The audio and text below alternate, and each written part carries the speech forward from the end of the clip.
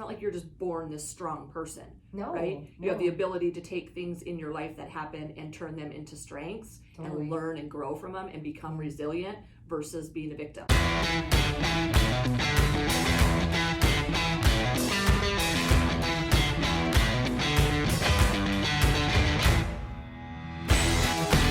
Welcome to EML Radio and the series I call Raw Sugar. This is an inside look at the conversations I have over coffee with my closest friends and tribe members. We have so much fun, we laugh, we discuss an unlimited number of topics, and most importantly, we share a wide variety of viewpoints in order to make each other better human beings. So grab your coffee, settle in, and get ready for some great inside conversations. Are you ready? I'm ready. Awesome. Are you ready? I'm ready. And I realized last time when we did our first episode, I wanted to back up and have you introduce who you are. Like, I don't think everybody knows who you are. I don't think this is my best buddy Jen and Hi. yoga sensei. I don't know. Guru. No, God, no, not a guru. But I do teach yoga, and I teach Anyasara yoga, and I teach here in Coeur d'Alene, and I teach a lot of different places, as you know, in your home, and in my house, in my living room, in my hallway, sometimes, sometimes on my patio, anywhere there's a wherever we can fucking escape flat. The rest of the people that want to intrude in my world. Yeah, exactly. So I'm a yoga teacher, but I specialize in joint movement and rehabilitation. So that's me in a nutshell. You're being super humble, but I would expect no less. I just teach yoga. Just yoga. Just yoga. And when we met, I'm just going to say it, like, I fucking hated yoga. Like, the thought of sitting, right? Like, the thought of what I envisioned yoga was sitting, right? Yeah. Some tiny little flat-chested girl in all her Lululemon, right? Nothing against her, but I'm like, I don't relate to you, and I can't do and bend and stretch the way you're telling me. Not to mention mentally for me, to try to get in that space was just never happening. But you changed my whole entire thank you. mindset and ability to embrace what yoga really is. Yeah. But I think people could benefit from you sharing some truth about what is yoga, really. Yeah, the barrier to entry, it's become so mainstream. Yoga has become so mainstream that the barrier to entry is almost more, if that makes sense. Because I'll get people who call me 9 months pregnant and go, my doctor told me I should start yoga. And I'm like, whoa, today? Like, maybe not today. Because that's, not a good idea. Or sometimes they don't know what else to do. So they go, oh, you should take a yoga class. And people come in, and I remember my first day of yoga too. And I've talked about it a lot. Like, I really didn't like it. And I didn't like it because what I realized when I was on my mat was it's not so much about moving, but about moving inward. And moving inward is something that we're not really okay with. We like to be very outside of ourselves, because then if I feel tired, the world goes, I'm tired, or I don't feel good, or I'm this, or I'm that. And then what do other people do? They go, I know, me too. Yeah. And in yoga, that doesn't happen necessarily. At least I hope it doesn't happen in the classes that I teach, because I want to include everyone, and I want people to meet themselves where they are and not meet themselves where I am in my practice, or the person next to them is in their practice. Yeah. And so yoga to me is more about connecting back home to yourself than it is about a pose on an ocean rock somewhere, doing in a topless tankini or something. Right. Do you know what I mean? Right. Which is kind of where yoga has gone. And so people are like, I'm stiff. My favorite thing that people say is, I'm so tight, I can't do yoga. Right. And I'm like, I'm so out of shape, I can't go to the gym. Yeah. Really? Yeah. There's the thing is that there's this, I'm so tight, I can't go to yoga. And it's like, well, my God, you're the person that should be there. Right. Because yoga isn't what you see on TV. It isn't. No, I know that. Yeah, I mean, yeah. I am a perfect, Yeah. I am like a perfect testament to what, Yeah. like what you've taught me yoga really is. Like Yeah. how to, for one, self-care. Yeah. And like help to fix and repair and treat my own body the way it should be treated. Yeah. Right? It has, because of counterbalancing all the weightlifting and all the other stuff that I was doing when we met. Right. Go Yeah. ahead. No, the thing is, yoga to me is an addition. It's an additional thing. Like I work mostly with athletes because they're my favorite sector of people because they work hard and you can see the benefit. It's like, it's an addition. I'm not saying don't weightlift, don't run, don't do that. I'm saying add a little bit of conscious movement into your day and see if that makes you a better athlete.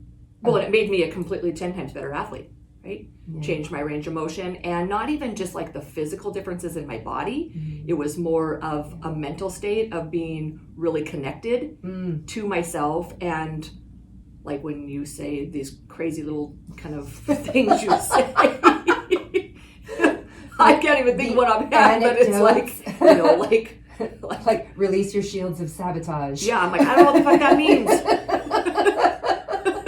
I don't have any armor on. Yeah. But anyway, just being connected with who I am and how much you've helped me do that. But I wanted to be able to start today by letting people know kind of like what you do instead of like, hey, this is just my friend. And yes, we love one another and have coffee and this is all good and great conversations. But I want them to really have kind of an idea about what you do. Yeah. And you know, the thing that I think is awesome, and it's how we met, which was through yoga. And I love the skeptic. That's my favorite yoga student because I think we've lost the capacity to doubt in the world. We've lost the capacity to doubt. And so my favorite student is the one that goes, I'm not going to like this. This is going to be too hard for me. I'm not a yoga person. And I go, well, everybody's a yoga person because yoga in its truest definition is to yoke, is to come home, is to connect. Well, who doesn't want to do that?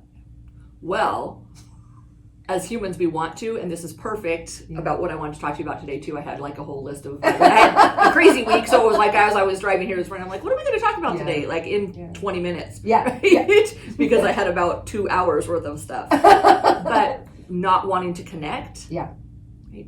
We're living in a time where we should have the capacity because of our ability to travel wherever we want, whenever we want, right? We have the ability to go anywhere and connect, but we're disconnected. We're more disconnected now than ever.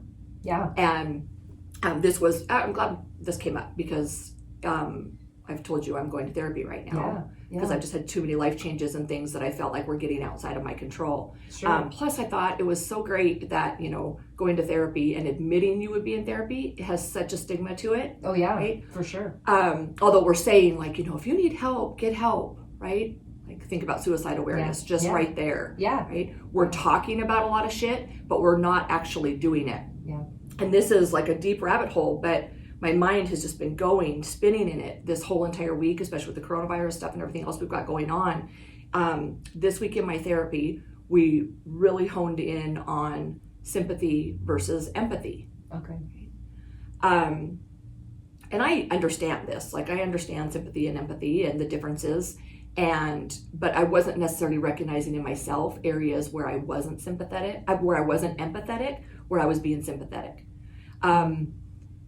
And the major difference, right, you know this, is that sympathy is, I feel bad for you, but I'm going to kind of pat you on the head and go like, oh, I'm really sorry. Yeah, totally. And when you do that, it distances you from people because you're not willing to actually take in and internalize any of the pain or the thoughts or emotions that they're dealing with. Right? Well, that's easy, but it's what we're doing now. Yeah. So, but versus empathy, I actually have to go, you know what, Jen? Like, I know how you feel and I'm willing and be vulnerable enough to tell you that I have shared that exact same feeling. And not just, oh yeah, I've been there, but I'm actually going to internalize and take on some of the emotion that you're going through That's empathy. But the reason I even brought this up is because what you just said, like, who doesn't want to internalize? Well, a lot of people don't want to internalize, right? So it's easy to go, someone dies and it's like, I'm really sorry about your loss, right? You can get married again. Right. You can have another baby. Yeah, you'll get through it. At least, right? That's sympathy. But empathy is like, I don't know what to say to you, but like, I am fully here walking with you. Yeah. Well, one of the things that I think is, one of the things I've had to learn through my yoga journey is what it means to hold space for someone. And holding space for somebody is, sometimes I don't even have to say anything. I can just be with you as you're talking and telling your story and giving your, letting me know the situation, and I don't have to have a response.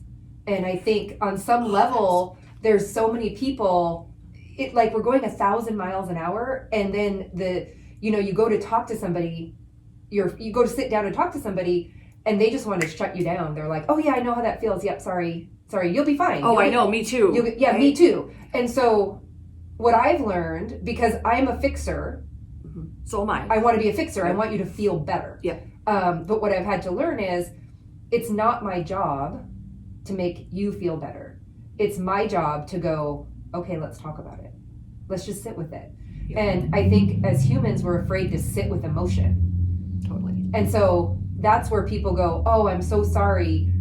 You're so strong. You'll be able to handle that. Oh, God, don't even get me started on that one, and right? It's like, we say that because we don't know what to say, which is okay. It's okay not to know what to say. Like, be okay with going, I don't even know what to say right now. I can only imagine how devastated you must feel. Right. Like, that's enough. And it doesn't even have to be in catastrophic events. No. Right? It's just in everyday life. Yeah. Instead of going, oh, yeah, I know. I'm like, you got this. Yeah. Right? That's when you and I both get all the time from people, right? Because, yes, we have a lot of strength, right? And resiliency and the ability to take on a lot of shit, right? Yeah.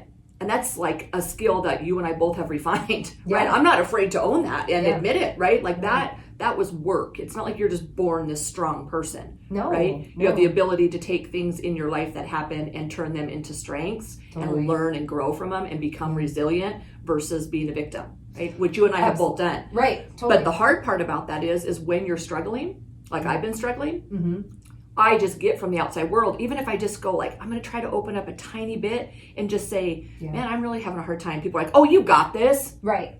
Well, they don't want to own it on themselves either. So it's like when I sit down with somebody, or if you and I are sitting down, I have to have a mental conversation with myself and go, you're not the fixer. You just need to hold the space, which sometimes is lighting a candle in my offering in the morning for people in my life that just need space held for them. Right. I don't need to, send them messages going, you got this. You're so strong.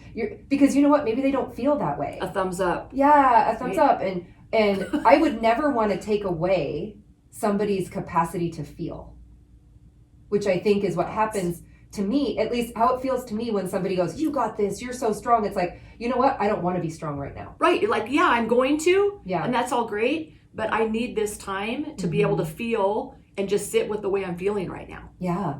And nobody wants to do that because that would mean that they have to admit vulnerability. Yeah. I feel. I mean, I think being vulnerable, it's easy to go, I'm so vulnerable. But do you ever sit down and have a deep conversation with somebody about such a powerful subject that it actually creates your capacity to be strong together? Right. And we're living in a time too where vulnerability is now just meaning that you have diarrhea of the mouth and you're willing to just kind of admit anything to anybody. Yeah. That's not vulnerability. That's just sharing too much and making you feel. That's another shield of sabotage, right? Where you can put this out there like, I'm just going to be willing to open up and tell everybody everything. Yeah. Which you don't need to do that. That's not vulnerable. Well, right? Vulnerable is with the people that really earn that place in your life together, right? Where you're like willing to go, this is where I'm really at. Yeah. And don't you think on some level it goes on Facebook? So people want to put their feelings on Facebook to elicit responses that actually feed their ego, not feed their vulnerability. I feel. I mean, I don't think it's bad. I think it's awesome. If I have I practice, no self-observation with no judgment. So there's times where I have to like really think about why am I putting this on Facebook? Am I putting it to elicit a response to feed my ego? Or am I putting it as a response because I want to help other people? You know what I mean? I know exactly. Am I helping other people go, hey, it's cool, you can talk about this? Or am I doing it so people come back and go, you're amazing, you're awesome, you're the most wonderful teacher ever. And and we've all done it, right? Well, yeah, I'm guilty of it. I've done it in the past, for right? sure, yeah. That I'll put something out there and go like, oh, it makes me feel better when I know people are like, man, you are so great, Evie, you are so strong. Yeah, right? yeah. But yeah, thankfully, I've moved away from that, yeah. right? I'm still not perfect at it whatsoever. But the stuff I That's put human. out there now is, okay, if I say this, and it really actually like lights me up inside. Yeah. Recently, especially where I've been able to say like, I'm really fucking struggling over here, yeah. right? I'm not going to share with everybody how, right? Because I don't have that place in my life. But to be able to really be vulnerable and say like, there's a lot of days where I don't think I can fucking keep on doing what I'm doing at this level, right? Yeah. And how many people then are really willing to say, and it may not even be on Facebook, it's in a private message to me, right? Message, Where now I wake up in the morning and I've got just a list of people saying thank you so much. Just the other day, it was like simple as like showing people my fucking dirty dishes in my sink, right? And I don't even know why I did it, but I came down and I was like, oh man, that really like would have like completely driven me crazy. Yeah. Even a month ago, right? Yeah. But just the small work I've been doing now, how big of a difference it was to just let perfection go. Yeah. And I'm glad I like something silly like putting my dirty dishes out there. Well, we all how have many them. responses, right? That's kind of like a metaphor, right? We For all your have life, like put a little bit out there and people are like, thank you so much. You can't even believe how much I needed to see that like, I don't have to be perfect. Right. Yeah. And perfection is such a shit word anyway. I'm like, we used to say practice makes perfect, and I say all the time practice makes permanent. So there's practice makes permanent is a pretty powerful way to look at, because you never do the same thing twice. Repetition never happens. And I think about that from the body. If I'm taking my arm bone back, it goes back, but it never goes back the same way again.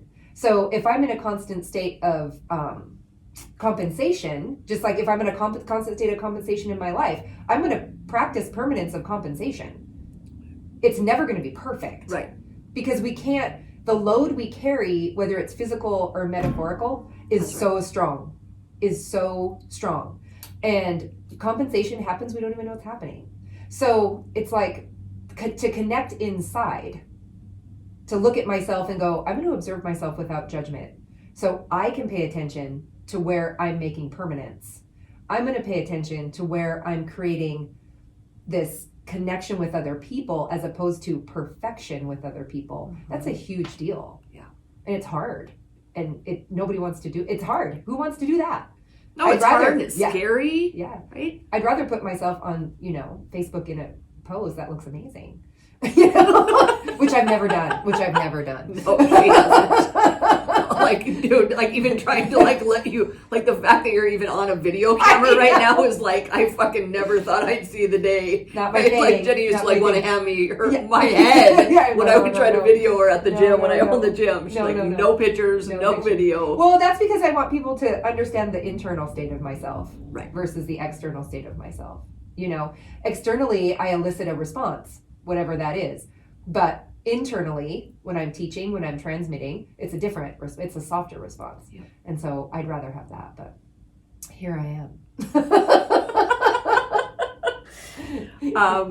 We only have a couple minutes because I don't want to make you late. Oh, thank you. I have to Jenny teach has to actually go teach yoga. I have to go teach yoga.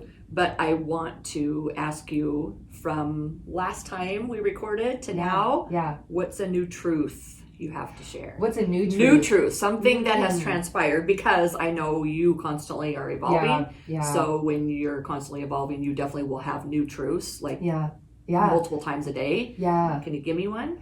If I had, yes. So I think one of the things that is so true in my life right now is to pay attention. And pay attention to the little things, because small details make a big ripple. And I'm paying attention now in a way that, again, without judgment, just what is going on in my sphere and what little detail is going to make a big difference to me or to those around me. So pay attention. Love it. My truth is that it's okay to step all the way back to the very basics of self-awareness, of which I thought I had already kind of surpassed arrogantly, right? I didn't, like, this isn't ending, right? I teach it, I help other people become more self-aware. But this week, I gave myself permission, and I literally said it out loud. So instead of just the doing, I stepped all the way back to literally like self-awareness 101, where you say, I give myself permission to... That's powerful. Whatever. It started my week. Like, the week was like, I don't even know where to start because I've got so much shit on my plate, and I didn't even want to like walk my dogs. I didn't want to do it because there's just too much, right? So on my walk, but I did it. So that was the thing. I took the action, but then during that walk, I literally said out loud, I give myself permission to not overwhelm myself today. Wow, that's good. Just permission to not overwhelm. And by the time I got home from my walk, 10 minutes later, right, jumped in the shower, my mind was in a completely different place. Absolutely. Yeah. And the energy throughout my day was completely different. So my big truth is, if you're just starting, right, if this is like sending some like signals off in your brain, I encourage you to just start with, say out loud, today I give myself permission to fill in the blank. That's awesome. Awesome. I'm going to take that with me. Thanks. Love you. Love you. Thanks for having coffee with me again. My pleasure. My pleasure.